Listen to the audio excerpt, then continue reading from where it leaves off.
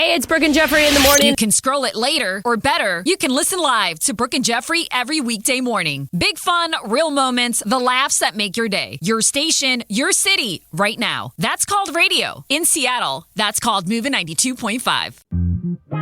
Don't ask me to talk.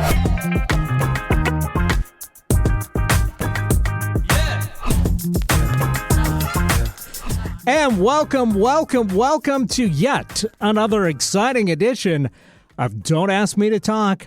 I'm one of your podcast pals. My name's Eric Ryder. Hey, I'm the other one. I'm Stacey Heller. And it is exciting because this is the episode after Easter. Sure. We still both have lots of leftover ham, obviously. No, I didn't have ham. It was a disappointment. What? Don't even get me started. So we went to the East Coast for Easter. Mm-hmm. And my mother-in-law is at that point in her life, which, fair, 88. She's like, I'm not cooking, we're going out. And so, no ham. Wow. I can't believe it. Job one of Easter. Well, I mean, after Jesus is Christ. to have a big ass ham. After Jesus Christ is risen again. No, job one of Easter is to have a big ass ham. Job two is to have a chocolate bunny. Nailed that. Job 3 or 4 or 5, somewhere down the line, is to maybe check out a church service. But without the other things, I mean, is there even a reason to there are praise? A bunch of people praying for your soul right now, and right. And honestly, it's totally fine. That's totally fine. Okay, Easter is complicated for me. Let's unpack this, shall we? With my crew listening to me here. Let's think of it as an Easter basket that you're going to unpack now. Yes. At the bottom is a bunch of plastic green neon grass. And then on top of it are these issues. Yes, exactly. So nice soft cushion. So first of all, Easter is basically like the Super Bowl of Catholic holidays. Like, it's the ultimate. It is, but I feel like it isn't really celebrated even among Catholics as much as Christmas is. Well, that's because Christmas is the big show. Easter is a distant second, even though liturgically right. Easter is the big deal and Christmas is second. Right. But that's just not how because anybody practices. There's the whole lead up, like 40 days of supposedly going without, and then right. Easter, and like it's a bummer. The guy had to carry his own cross, and okay, he got a little help from Simon Peter, but like too little, too late. Am I right? And everybody loves a good comeback story, and Jesus is a great comeback story.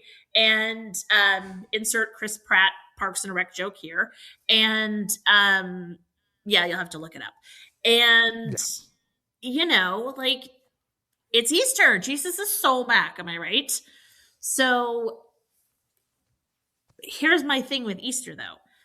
For me, Easter was all about the jelly bean trail. I grew up and the Easter bunny left a jelly bean trail from my bedroom door always to wherever the Easter basket had been hidden by the Easter bunny. Because, we were Catholic, and naturally Jesus created the Easter bunny to leave treats. Whatever. It doesn't make sense. And so we did the same thing for our kids. And this is the first year in 30 years of having kids to celebrate Easter that we didn't have a jelly bean trail. And I was having some mixed emotions. I sent a text to the kids like, Happy Easter. Jesus Christ is risen today. My favorite hymn, right after Were You There When They Crucified My Lord? Because who doesn't love a good martyr song? And the kids were just not into it. It was like, yeah, wah, wah. It's not like it's Christmas. I sent I sent them, I mean, the Easter Bunny sent them jelly beans for a DIY trail, chocolate, Right.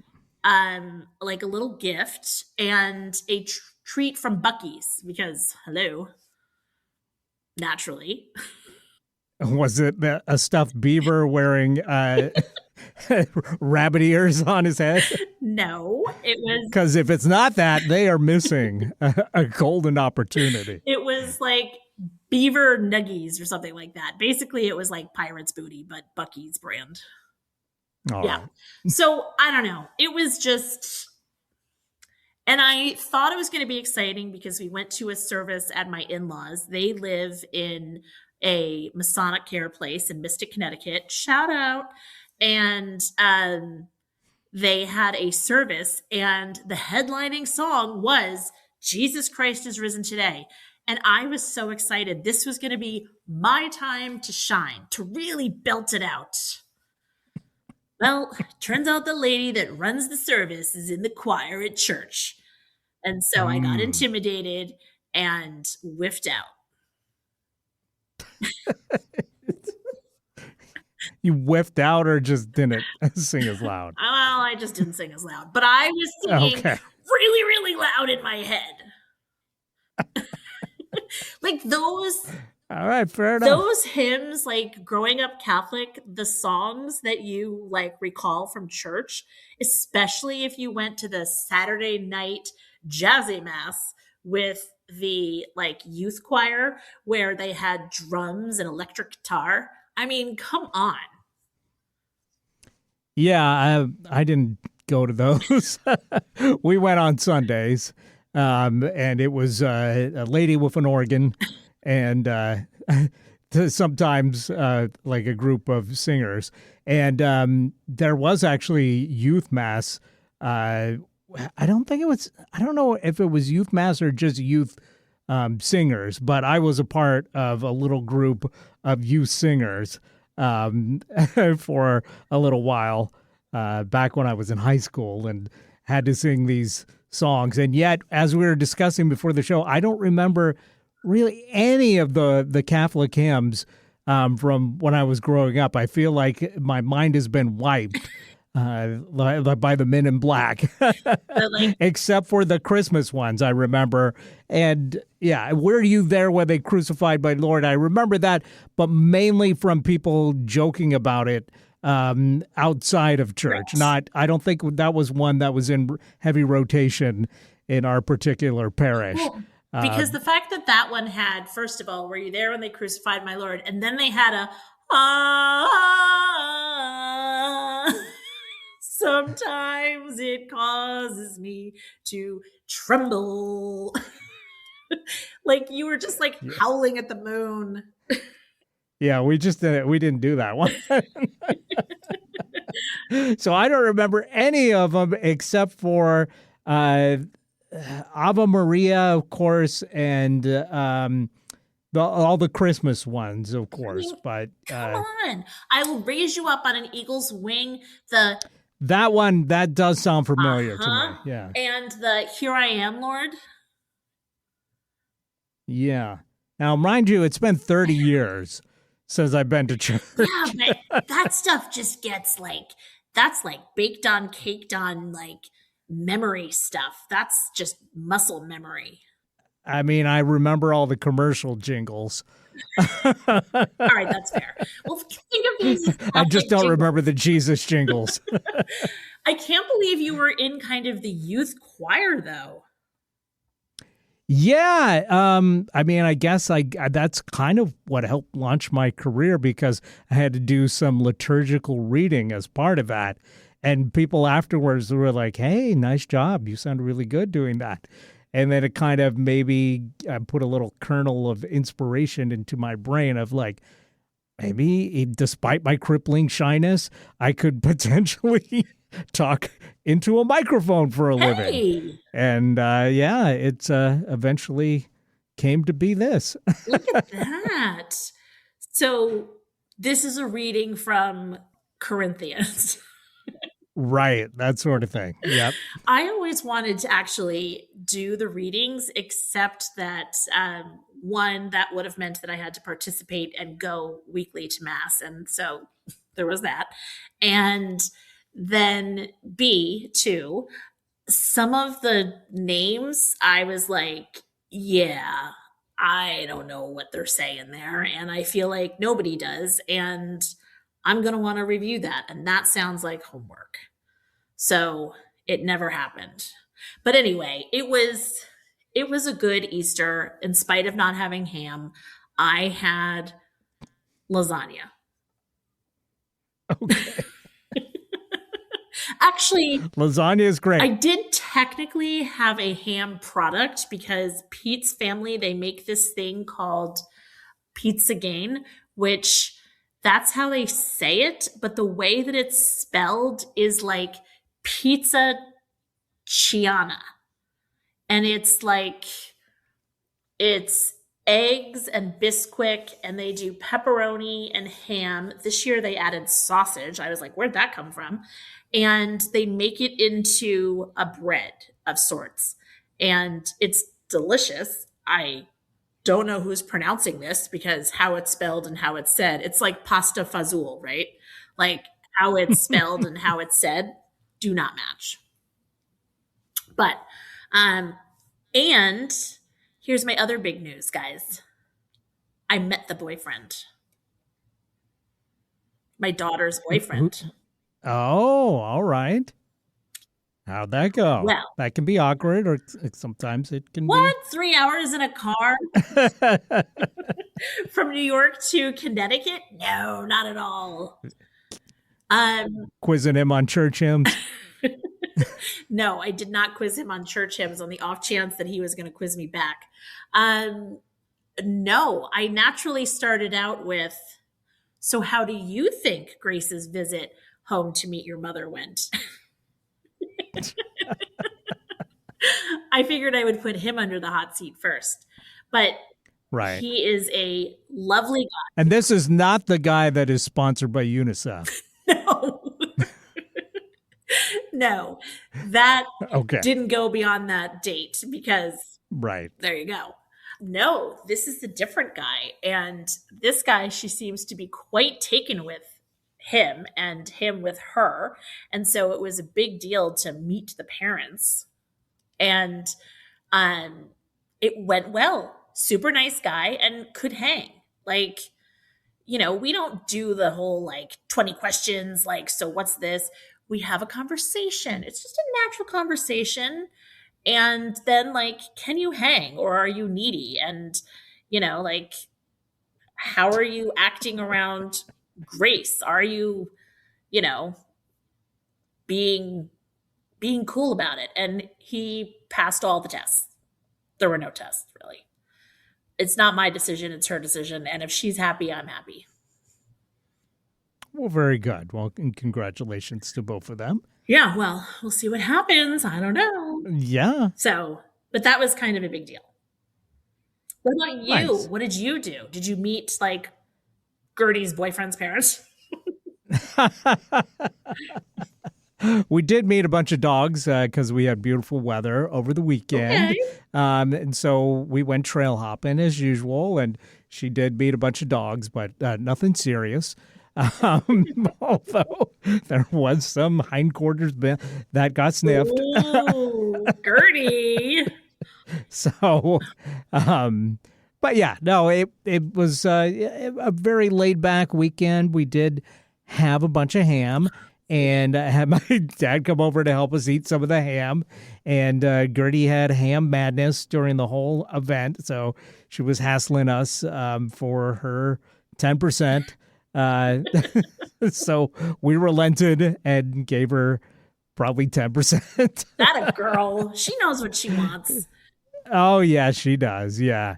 So yeah, it was a nice mellow week actually this last week, and we even made time to go to the movies.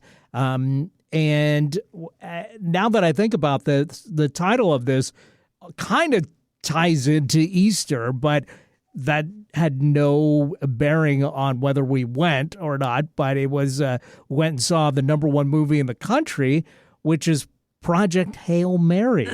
And I'll talk about that in my cultural blind spot segment coming up. But yeah, that was kind of fun. We don't get out to the movies as much as I'd like to.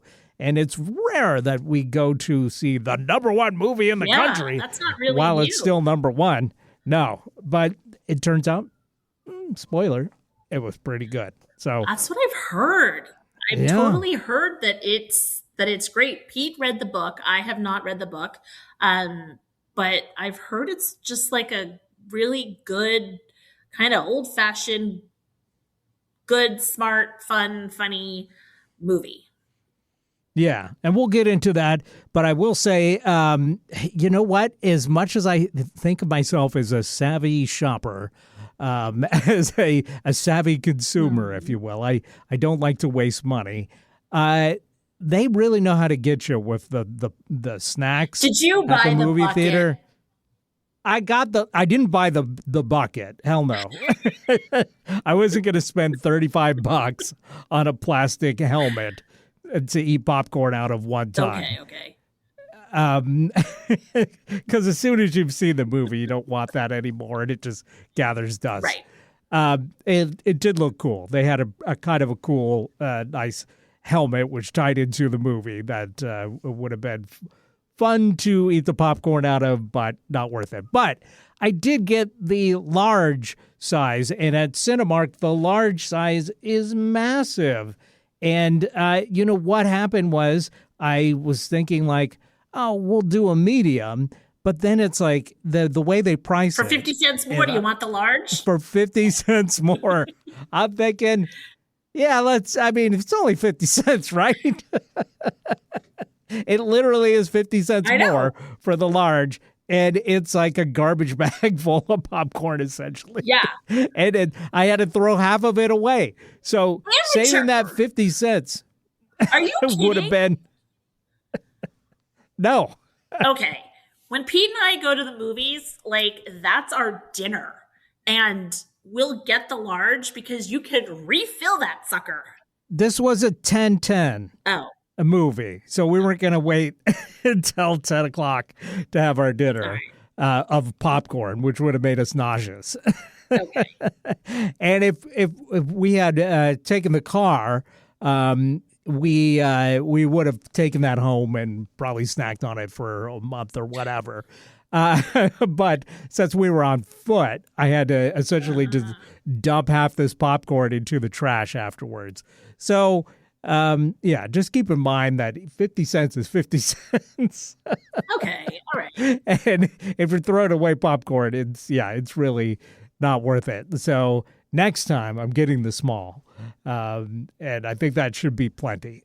Well, hopefully there is a next time, because I'm trying to think of what big movies are coming out, and I don't see you going to see Toy Story 5, and I don't see you going to see Devil Wears Prada. So yeah, I'm not going to any of that. I have no idea what's coming out, but something's got to be coming out eventually. Did you that see the I'll want to see. previews? Was there any good previews? You know, There was that would tell you what is coming out, by the way. That's what those Yeah, previews yeah. are. in the next couple months, sure. But there was nothing that sparked my interest. But that doesn't mean that nothing good is coming out. Right. It just means I haven't, seen the trailer for it yet. There you go. But yeah, it was fun to get out. And this time around, got the tickets early, so we weren't in the second row craning our necks to take in the whole giant screen. That's good.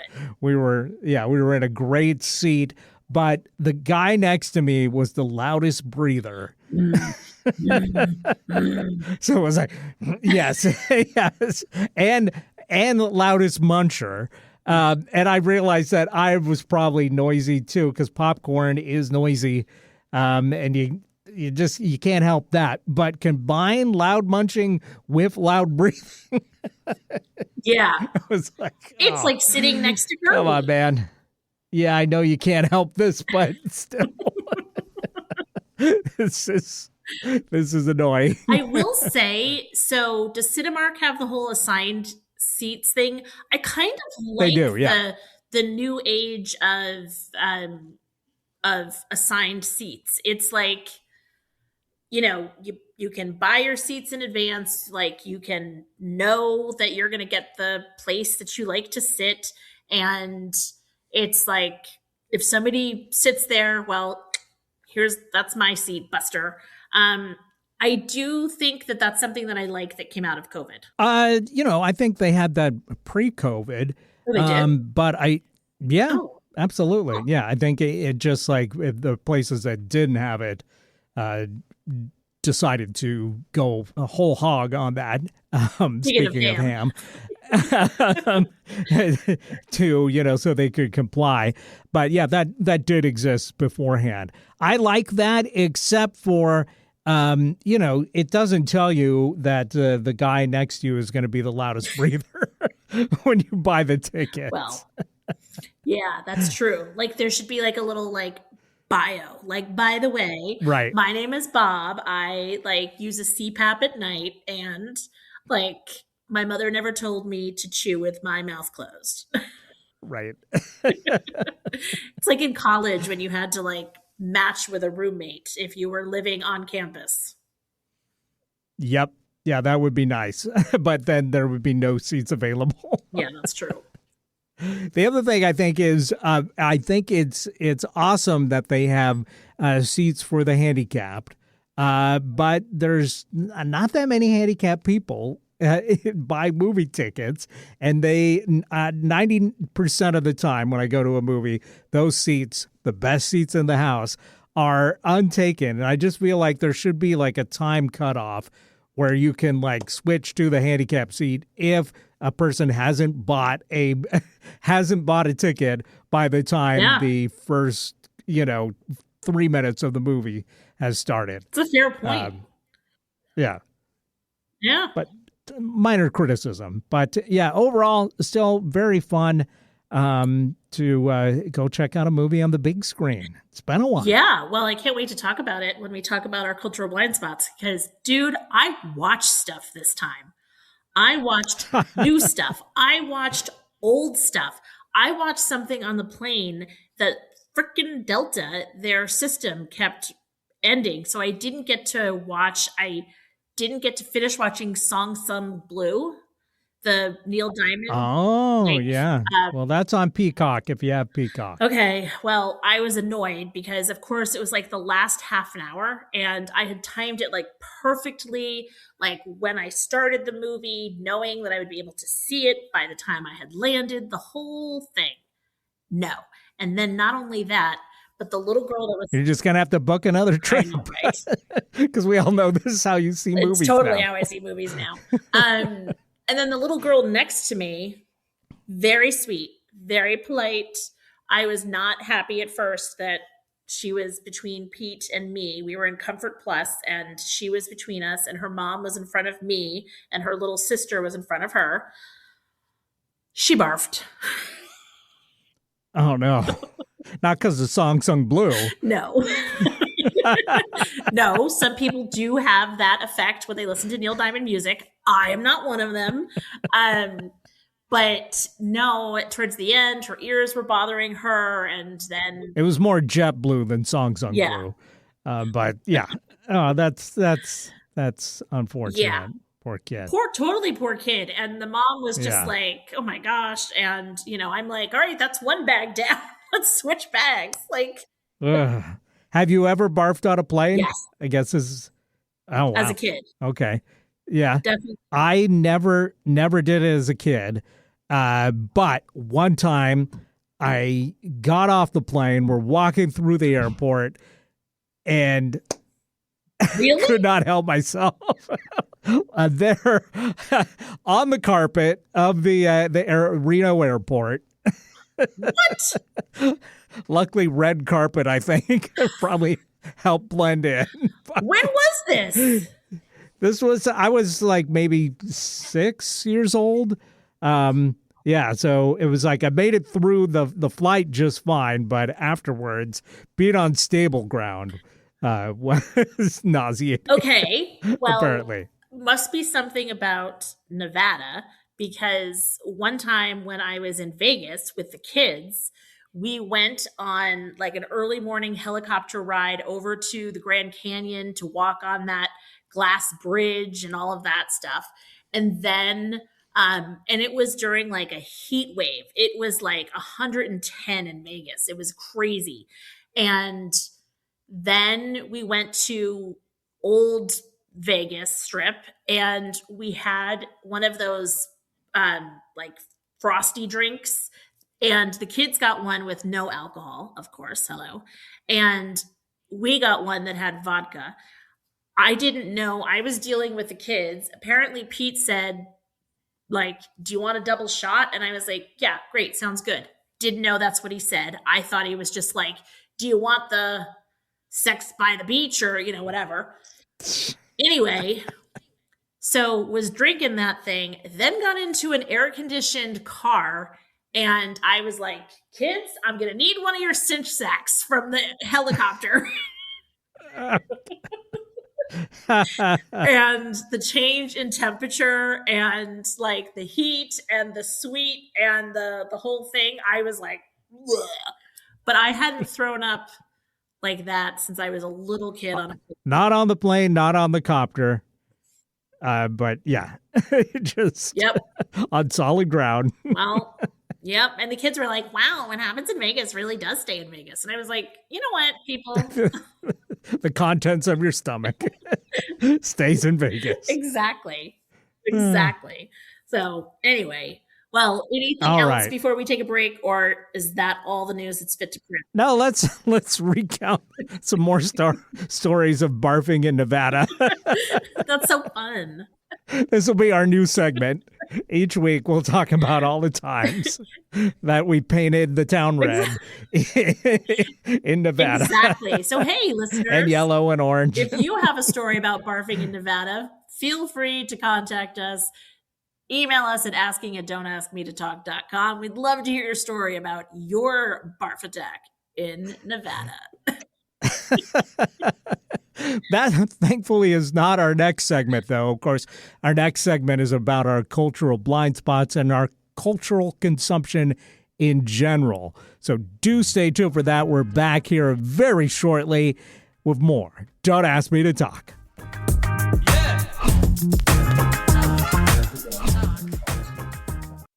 Hey, I'm Stacey Heller. I'm one of your podcast pals, along with Eric Ryder from Don't Ask Me to Talk. Are you liking what you're listening to? Awesome. We would love if you would follow us on social media. We're on Facebook and Instagram as Don't Ask Me to Talk. We also are wherever you find your favorite podcast. You can follow us, subscribe, like, rate, whatever it is that you do. You can also email us. That's asking@don'taskmetotalk.com. And if you'd like, text or leave us a voicemail at 475-999-2726. Basically, we'd love to hear from you. Thanks for listening. Don't ask me to talk. And we're back right here on Don't Ask Me to Talk. One of your podcast pals here, Eric Ryder. Hey, I am Stacey Heller, and I watched so much stuff. Yeah, well, it's a good thing because we get to share about it in this, one of our favorite segments of the show. Probably in our top 3 segments. Each show is our cultural blind spot segment, where we get to talk about the pieces of culture we consumed and our ongoing project to cross off big cultural items from our list of stuff that we never, indulged in growing up because of our busy lifestyles. Yeah, that's why. So, yeah. And so my understanding is that you did cross off something, and I crossed off. I hinted at it in the last segment. So, but let's have you go first and tell me what you actually saw this last week. Okay. That you want to talk about. So I already mentioned that I watched Song Sung Blue. People, don't ruin it for me. I still have to watch the last half hour. But that's not really, I would say that Neil Diamond, if you don't know Neil Diamond music, then that's a cultural blind spot that listeners should check off, because you don't think that you know Neil Diamond music, but you totally do. So that's the first thing I'll say. And that's the movie that's got Hugh Jackman in and it. Kate Hudson. And Kate Hudson, and they play a duo that do a tribute. Yes. Apparently a true story do a tribute act, doing all Neil Diamond music. Yes, totally. Yeah.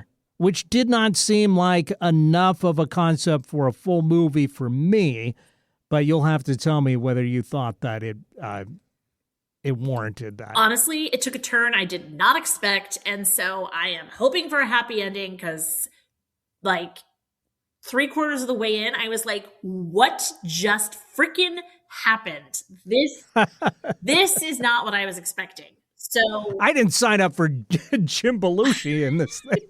no, I didn't sign up for amputation in this. Oh, okay. Wow, that's a big spoiler. Yeah. All right. Well, we'll just keep it at that, and then you can follow up next week. Sheesh. Okay, next.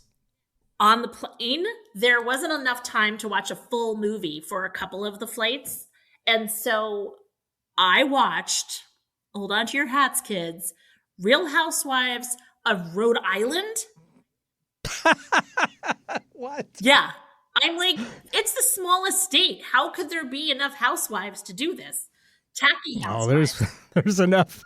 Jeez. And then that dovetailed into Below Deck, which I had never seen.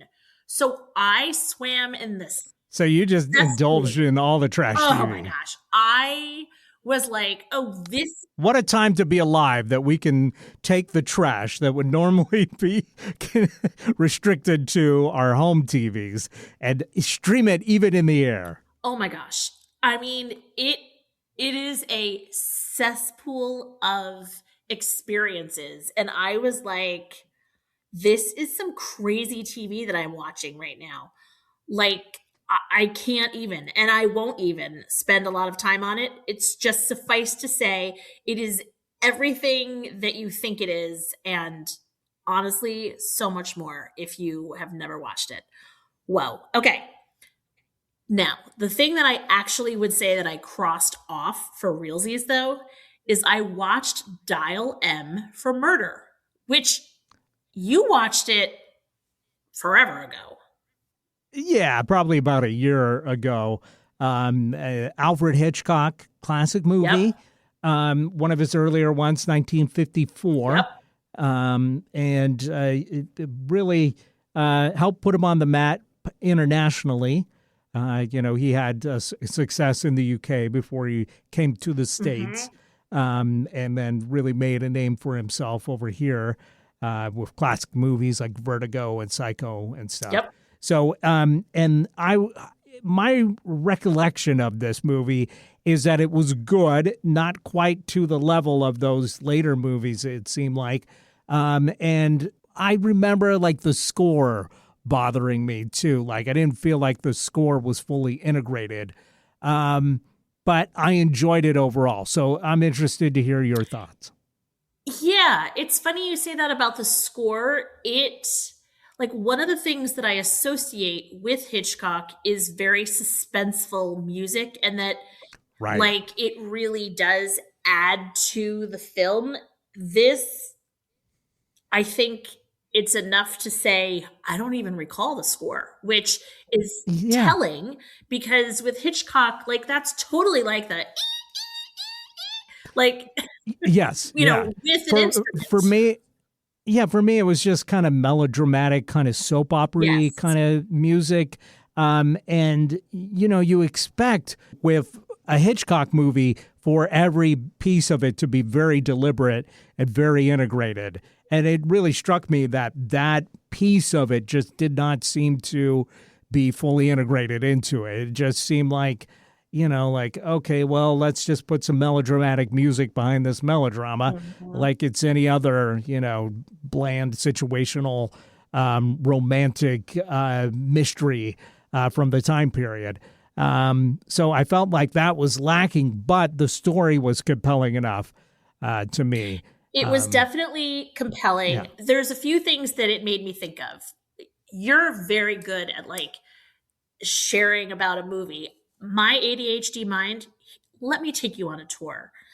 One, I was thinking like, so this is basically like a murder plot gone wrong. And like this whole crazy convoluted long con of a murder plot that with like one little thing just sent the whole thing sideways. And so the husband was constantly having to like adjust the sails, adjust the sails. And so It kind of felt to me like an episode of Columbo or something, which I love. I love Columbo. But I would have never thought of Columbo as being like a big screen experience, like a classic movie experience. So like watching, like if Hitchcock directed a Columbo episode was really kind of like, whoa, I didn't expect that from a Hitchcock movie. Right. But still, yeah, enjoy I mean, so that was kind of an interesting thing. And it made me think of, this has been on my mind lately though, the whole Nancy Guthrie thing, where it's like the fact that they can't solve the case of Savannah Guthrie's, or whatever her name is, mother, who's been missing for now a couple of months, you know, taken from her home under the cover of darkness, but with cameras. Like, and this is like, apparently the only way to get away with murder is you're so bad at it, you don't follow any of convention, and everyone's like, I don't even know what to say because this isn't doing anything it's supposed to do.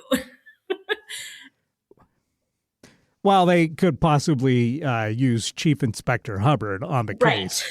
As opposed to the guy they got now. Right, exactly. So there's that. So that really struck me. It also struck me like just how formal Hollywood would have you believe that these like marriages and relationships are, and you know, like, okay, darling, like blah, blah, blah, blah, blah. So that whole transatlantic vibe was like, oh, that's really interesting. And then because we had talked about Pulp Fiction and we had talked about what's his face's part in the movie and how it was the worst part.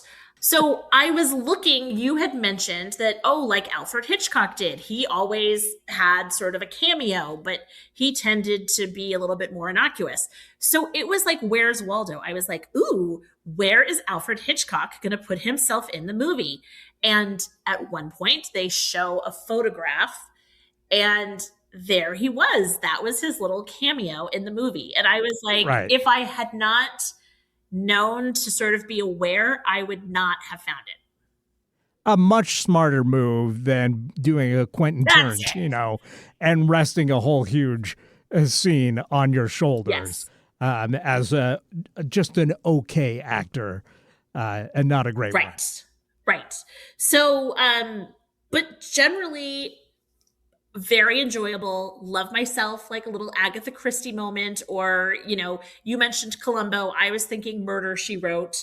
And, you know, the costuming and just like seeing it as a period piece and as part of Hitchcock's, you know, whole broader body of work. It was just kind of a fun watch. I was like, let me just watch something that is a complete palate cleanser from all this freaking reality TV that I had dirtied myself with. And so I felt so dirty that I figured Princess Grace would clean me up a little. So, but yeah, it was enjoyable. I mean, there's a reason why those classic Hitchcock movies are classic. That's right. Yeah. Yeah, Grace Kelly's great in it. Ray Milland, John Williams, not the composer, playing Chief Inspector Hubbard, and Robert Cummings. And this whole, the one thing that struck me was how kind of like confined to like 2, maybe 3 spaces the whole movie was. And then when they like just glance at the outside, how fakey it looked. Well, it was based on a play. Right. And so it makes sense then that it's like, you know, you can sort of envision like the people coming absolutely in, exactly like Act 2. That makes in sense. the, you know, wherever. Yeah. So totally makes sense. It was good. And Grace Kelly, swoon worthy. I mean, she really was a beautiful woman. So, all right. Absolutely. So what about you? Well, 51 years later, they made a movie called Project Hail Mary, and I went to go see that this last weekend. And I think this may be the first Ryan Gosling movie that I've ever seen. So this is definitely a cultural blind spot for me. Are you kidding? Because, no, I'm not You've kidding. never seen like La La Land or Nope. The Notebook Nope. or Barbie movie? Barbie? Nope. Like, I haven't seen any of his movies. that's crazy. And he's a big star. Not even So Crazy Drunk Love? Like, nope.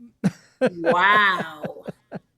So it is a cultural blind spot for me. Yeah, it is. What'd you think? He's adorable, right?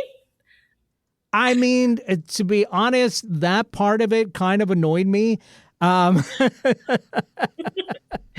Because just, I think he's a good actor, but he's playing a science teacher. And so he has this kind of cutesy vibe to him, but he's supposed to be this serious scientist also. And so a little bit of that like cutesiness just kind of like struck me as like not terribly realistic. But overall, I really enjoyed this movie. I thought it was a great classic blockbuster, very much in the vibe of like classic Spielberg stuff like E.T. or Close Encounters of the Third Kind, which they actually reference in this movie, of course. And for folks that haven't seen the trailer or don't know anything about it, just a kind of a brief summary. Science teacher Ryland Grace, played by that guy, Ryan Gosling. That guy. And it's funny that this is based on a book, so I'm going to assume they chose the same name as the character in the book. But for Ryan Gosling to play Ryland Grace is just funny, Yeah. RG to RG. Anyway, science teacher Ryland Grace wakes up on a spaceship with no recollection of who he is or how he got there. And as his memory slowly returns, he soon discovers he's got to solve the riddle behind a mysterious substance that's causing the sun to die out. As details of the mission unravel, he calls on his scientific training and sheer ingenuity, but he may not have to do it alone. And the trailer will tell you he doesn't have to do it alone. So I can tell you that he actually ends up meeting an alien up there who is like a rock-like creature. So he nicknames him Rocky, and then they use like software to translate each other's languages. And Rocky is the best part of this movie, I think. He's very funny. The character is very funny. He's played brilliantly by James Ortiz, who I'd never heard of before, and he's only done a couple little things, mostly voiceover work. And that's what was interesting about this movie is that aside from Ryan Gosling, it is a bunch of great actors who really aren't well known. Like Sandra Holler, she's a German actress. She's great in it. She's maybe best known at this point for Anatomy of a Fall before this movie. And I hear she does a karaoke bit where she sings. She's amazing. And in that. apparently, Yeah. did you hear the story behind that? I didn't. So I'm sorry to interrupt. So hold your thought. Apparently, Ryan Gosling was sharing that he heard her one day singing, and he's like, "Holy cow, you can sing!" And she was like, "I mean, I guess I don't know." And so a couple days later, they were shooting. There's sort of an innocuous like karaoke scene, I guess, in the movie. And he said, "Will you sing for that?" And she said, "Fine, but I get to pick the song." And so she picked Harry Styles' "Sign of the Times," and that's who that's by. Okay. And it ended up being like a perfect kind of, I guess, anthem of sorts for the movie. And she has a beautiful voice. Yeah, she was great. And yeah, as you said, she's a really good singer. So that was surprising because she's a German actress mainly known for serious work, but also it looks like she's done some pretty interesting movies. The one was called Suck Me Shakespeare, which is a translation of a German movie, but I can't. A German title. So it could be like, you suck, yeah. Shakespeare. Yeah, possibly. But apparently that was a big hit in Germany because they made 3 of them at least, and she's in all of them. Wow. So yeah, she's down to be funny apparently. But she's, the other big movie that she was in was The Zone of Interest. Another kind of artsy movie. It's set in Nazi Germany, that one. So it's not like she's been in these big blockbusters. Right. She's been in serious roles, and she's great in it. She plays the scientist that is basically heading this mission. And, the novelty of him waking up and not knowing why he was there, and then having the movie kind of develop in flashbacks, I don't think is as novel as they maybe thought it was. But it still worked. Okay. It was good. I just think they could have told this in order and it wouldn't have made a difference. Okay. But it's just because, like I said, the acting's great, the story's good. And that, when we both watched Weapons and they have the POV kind of storytelling device. Yep. That seemed like really groundbreaking, whereas this, I'm gradually remembering why I'm up here kind of thing, didn't seem groundbreaking at all. It just seemed like, okay, well, they needed a way to try and not make all of this boring backstory happen for the first half of the movie, so they decided to intersperse it. But nevertheless, like I said, very enjoyable. I think anybody would enjoy this movie. And I think, very family friendly. But it's not like, it's not like SpongeBob or whatever. Right. It's not necessarily aimed towards children. But it's great. And the thing that was just slightly depressing to me is this movie is all about international cooperation to solve a problem. And it just felt like, man, we'd sure love to live in that world now. Right? I mean, not only international, I don't know that, but you're saying it, but intergalactic. Yes. Yeah. What a concept. Exactly. Right. God, especially in this age of Artemis and the possibilities that are out there and that kind of thing. Wouldn't it be? Well, we'll see if they bump into some aliens. And hope they're friendly. Hey, Rocky. Yeah.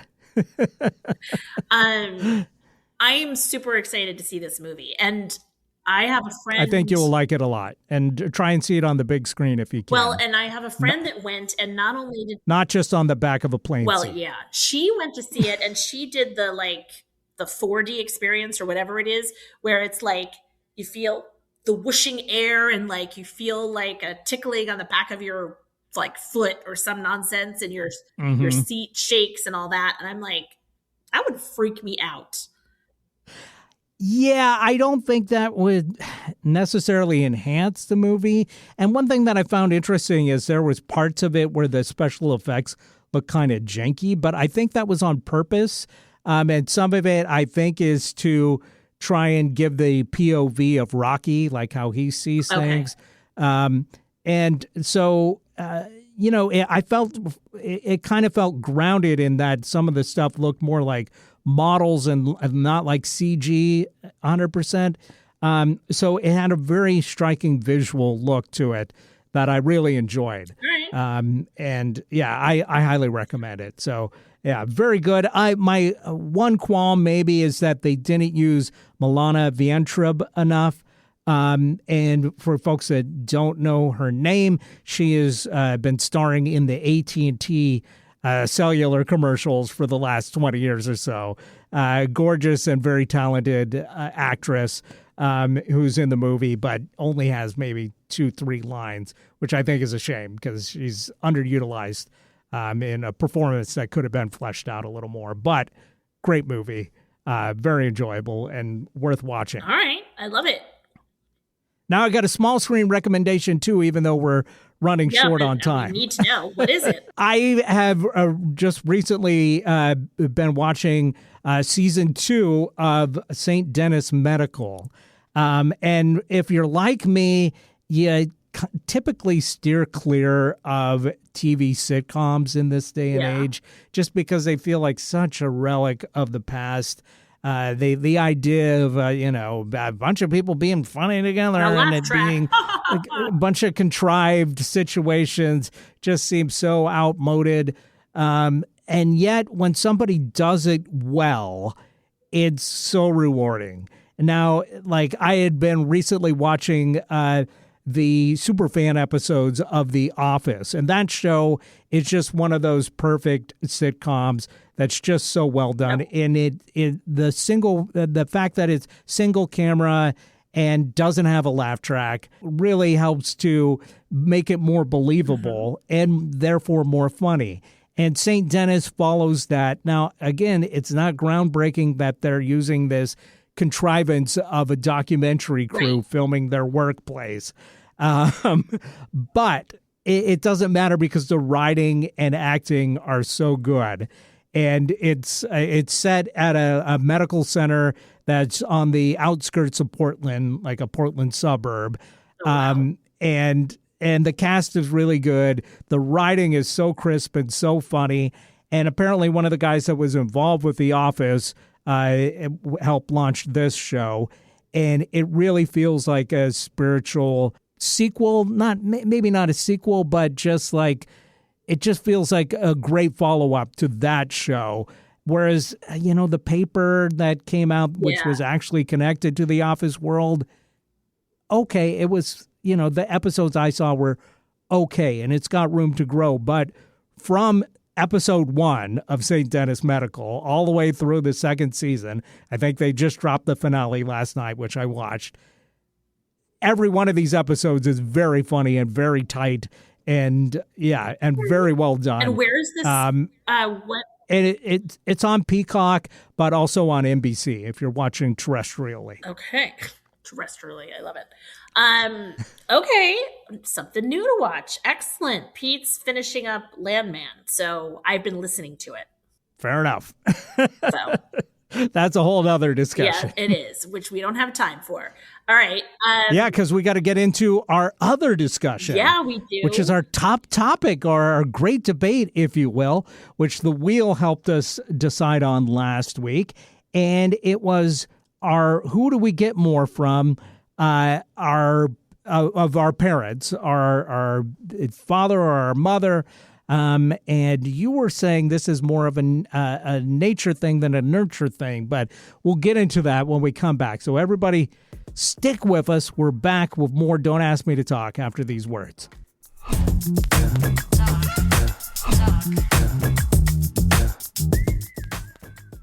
This is Eric Ryder reminding you to follow us on Facebook. We're at Don't Ask Me to Talk, and we're on Instagram, again, at Don't Ask Me to Talk. We'd love to hear from you, so check us out on social media and leave us a comment. Leave us a like. Remember, you can always email us directly at asking@don'taskmetotalk.com or leave us a voicemail or text at 475-999-2726. That's 475-999-2726. Don't ask me to talk. And we're back right here on Don't Ask Me to Talk. One of your podcast pals here, Eric Ryder. Hey, I'm the other one. I'm Stacey Heller, and don't ask us to talk, but we are asking you to listen. It's just a little thing that you can do. You can also, if you're not already subscribed, then wherever you find your podcast, please subscribe. And, if you're looking for 15 seconds, heck, I'll make it 15 minutes of fame. Go ahead and leave us a review and we will share it. Yeah, we will talk about your review. Good, bad, or ugly. We will talk about your review. Yeah. And please do us a favor and find us on Facebook. I've seen like our numbers are starting to grow there, and it's very exciting. We're doing a little more activity recently on there, so do find us. And yeah, we're on Instagram as well. But some of our reels have started to, I wouldn't say go viral, but are blowing up more than we expected, which is nice. Yeah. It's totally nice. It's exciting. So, but anyway, but that's not what this segment is about. No, it's definitely, it's all about us hyping ourselves and telling you how great we are. So great. And how everybody loves us. Don't ask me to talk. And we're going to do again. And we're going to do that for the next 15 minutes. So no. We're definitely going to dive into our top topic for the week, our great debate, which, again, as we mentioned before the break, was about mom or dad, who do you get more from? And Stacey, you're the one that puts the topics on the wheel. So I always like to get your insight on what inspired you to put that topic on the wheel. So please enlighten us. So this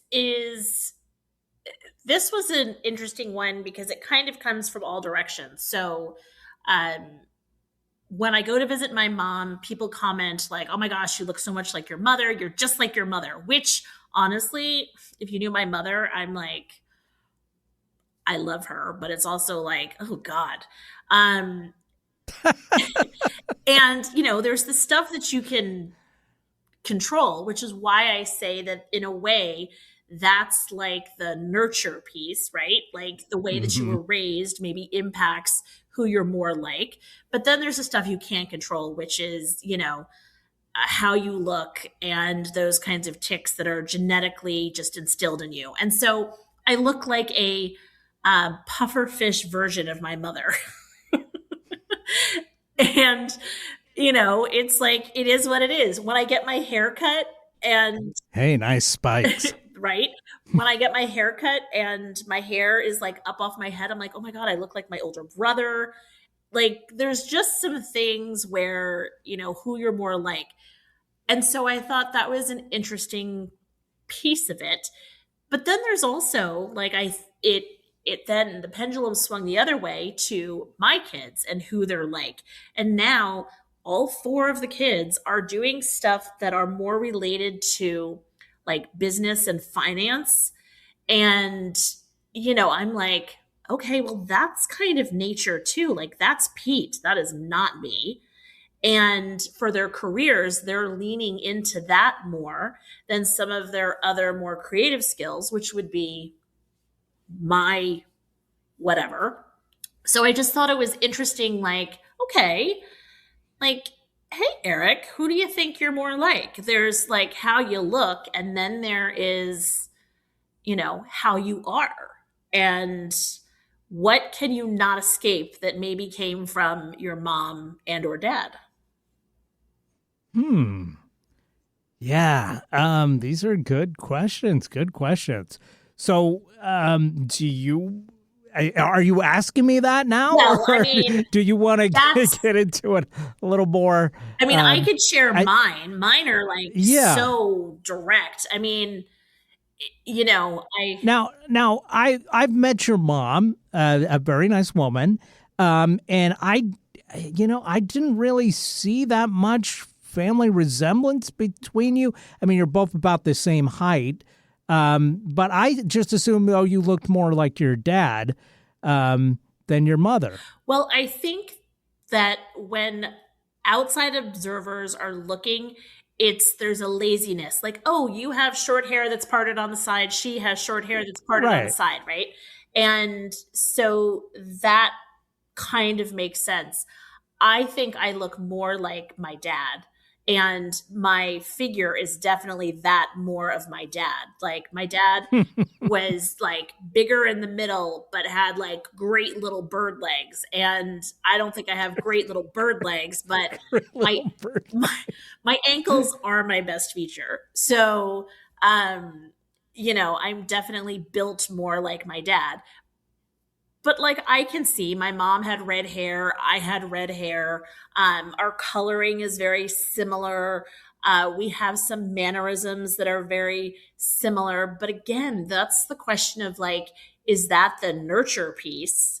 And, I think about when I go to visit my mom and we're being social, it feels a little bit like a dog and pony act. Like, here I am, it's the Stacey show. Let me, show you how I'm acting.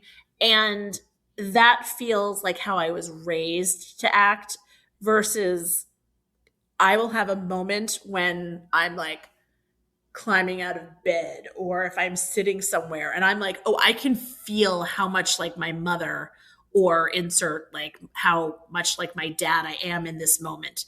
I can almost remember them doing this exact same thing and I feel like I'm doing it just like them. So, I mean, that's the looks piece. And then there's the how I'm acting piece. I think my internal world is a lot more like my dad's personality. And I think my external world is a lot more like my mom's personality. And that's kind of an interesting thing to explore. And then I observing Grace, for instance, this weekend when she was meeting or when I was meeting her boyfriend and seeing her probably in a more heightened state of who she is, I was like, oh, you are like 50-50. You're me and your father. Like seeing how she looks and seeing how she behaves and those kinds of things. And it's just interesting. And some of it you can try to run from and some of it you can run and you can hide, but it's going to catch up with you.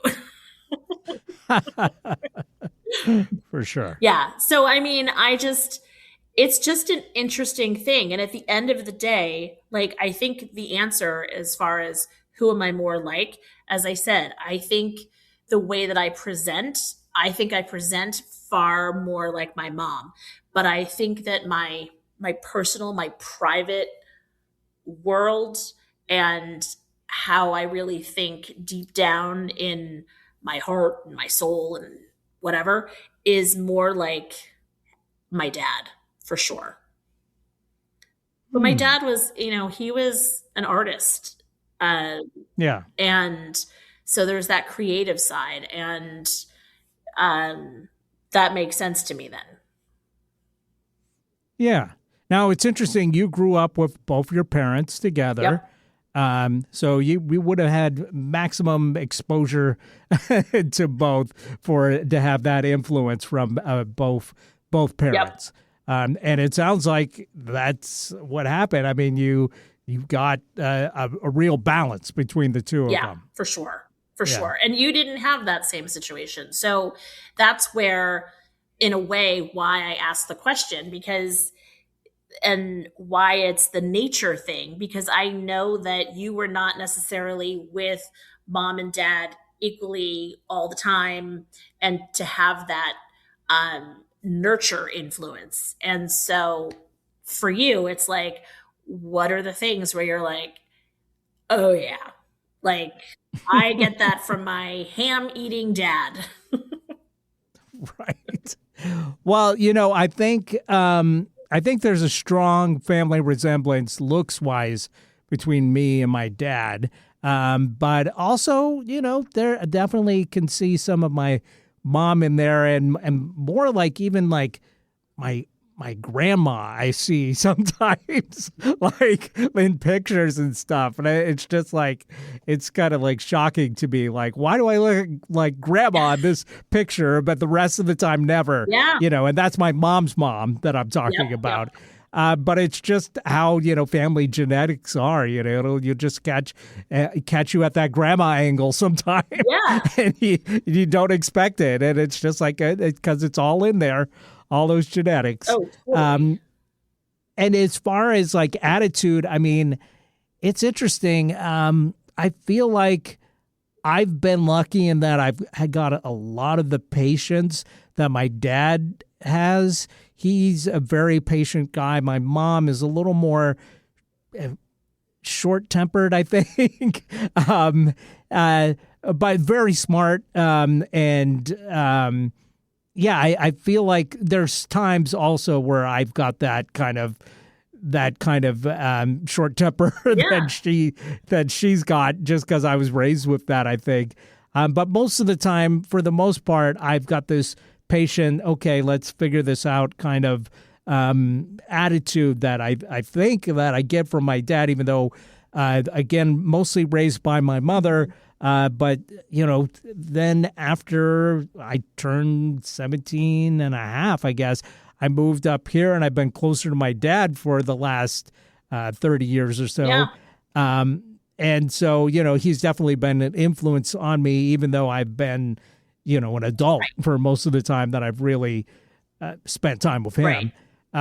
So, yeah, I really, at this point in my life, can really feel the balance between the two. But it is funny that I've always said, I don't understand how those two ever got together because they seem so different as people. And, they say opposites attract, but in my experience, that's really not been the case. But in their experience, it definitely was Yeah. for a brief period. Long enough. Yeah, long enough. Yeah, I mean, it's interesting. And like I notice, and I was chatting with some friends about this, it's like for a long time, maybe it's like you're not thinking about it. And then if you have kids, then you're looking for the like genetic connection in your kids where you're like, oh my gosh, this one looks so much like my mother-in-law and this one looks.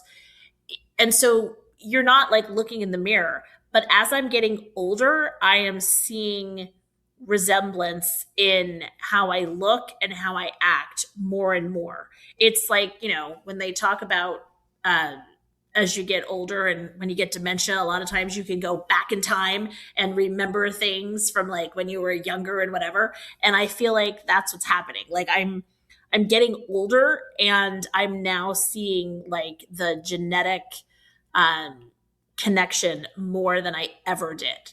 I used to think that I was like, I'm my own person. And I'm like, I'm my own person that's like totally been influenced by like chromosomes, genetics, and like, and them. Yay.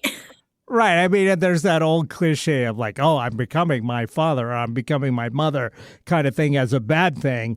But the reality is it's not necessarily a bad thing. I mean, they lived longer lives than you up to that point. They learned stuff. And, for you to eventually learn stuff, that's called growing. That's a good thing. Yeah, it totally is. Yeah. It totally is. I mean, and, like. But I do love those commercials of the people, the homeowners that are becoming their parents. I think that's one of the funniest sets of commercials that we've seen in a long time. It's very, very clever. And yes. It was funny because at the airport the other day, there was a guy that was behind us and he was getting really impatient on the line. And he's like, what's going on? What takes so long? You just have to drop your bag. We're in the priority line. Like this line is like seasoned travelers. Like, you don't get to be a priority traveler by being a newbie. Like, how hard can this be? And he's going on and on. He's like, if my dad was here, he'd be like, what's going on here? There's got to be more efficiency. And I said out loud, sounds like your dad is here. And that's the thing that people always forget. I mean, there's obviously a reason for stuff to happen like that. Right. It's the same thing on the freeway. People like diving in and out of traffic because I can't believe these people in front of me are going so slow. And it turns out they're going slow because in 100 feet, there is a wall of traffic right. that you're just about to hit. Right. Totally. Yeah. I mean, it just made me laugh because, he was doing it and he didn't even make the correlation between, then there was like a couple minutes of silence. And it was like, if my dad was here, he'd be like, what's going on? And I'm like, yeah, man, you 100% are your father who like, is like, what do I need to do do I have to do everything? Right. So yeah, sometimes those genes, man, whether it's nature or nurture, there's some strong stuff going on. Absolutely. Love to hear from our listeners on this.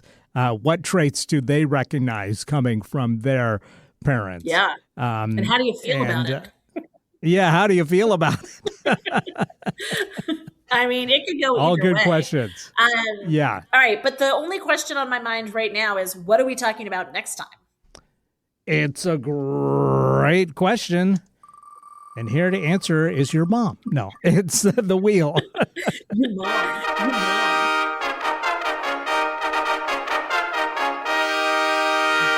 And we're going to be talking about the perfect sundae. And that sundae like the ice cream. So excited. I had ice cream last night. It was so good. Dark chocolate, olive oil, sea salt ice cream. That sounds great. So good. I had some French vanilla on top of my strawberry rhubarb pie. Oh. And it was, I haven't had strawberry rhubarb pie maybe ever. But it was a revelation, like, oh, we got it for Easter. And I'm like, I really like this. I think I'm going to have to put this in my pie rotation. Yeah. Of the 2 pies per year that I have. Well, there you go. So that's a quick rotation. Yes. But it's like this is like a spring pie. I never like given much thought to the idea of spring pie because normally when I'm thinking pie, I'm thinking fall. I'm thinking fall and winter. You know what I mean? Yes. And spring but pie. like I spring think pies, a revelation. Strawberry rhubarb, strawberry, key lime. Also, nothing like a chocolate pudding pie. They're good all year round. Don't ask me to dessert. Oh, please. Now I'm hungry. But we're gonna do it next week. So yeah, if you got ideas on the perfect sundae, we'd love to hear from you. Asking at don'taskmetotalk.com. For all the other contact info, just listen to the 30-second spot that we do in the breaks. You'll find us. Don't worry about it. That's right. We're out of time. Thanks for listening. Have yourself a wonderful week, everybody. Thanks. We love you. And give a little love to your parents. Or not.